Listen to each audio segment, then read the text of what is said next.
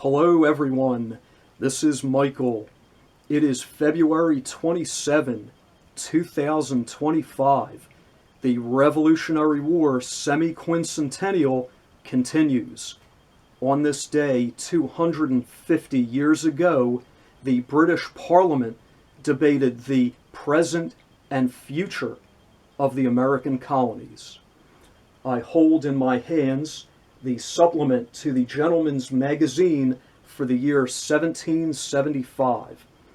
This publication was issued that year, or perhaps early 1776. I read, Debates in the Parliament, February 27. A message came from the Lords desiring a conference.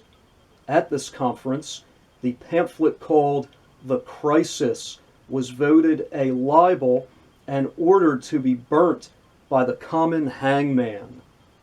The resolution of the committee to whom Lord North's conciliatory bill was referred was reported, and a motion made that the House do agree in the said resolution. Mr. Scott rose, and after condemning the whole system of colony administration for some years back, said in such a state of confusion, uncertainty, and political versatility, he was for agreeing to the resolution as a basis to erect something hereafter which may be the means of producing an equitable and permanent reconciliation.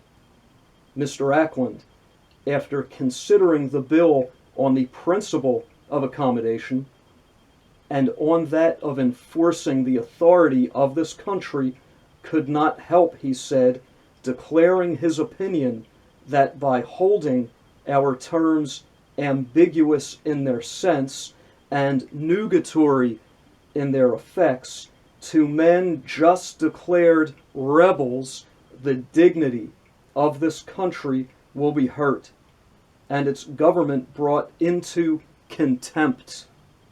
He asked, if a people who deny all right of taxation will be satisfied with only changing the mode of taxation, or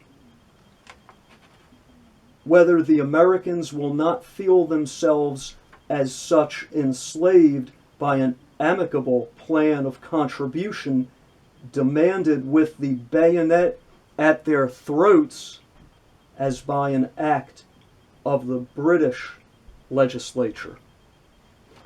The debate continues for a number of pages. If you wish to continue and read along, I'm going to include in the description area of this video a link for a blog entry. That blog entry will include close-up photographs of the remaining texts. I thank you for watching and observing the Revolutionary War 250th anniversary. Goodbye.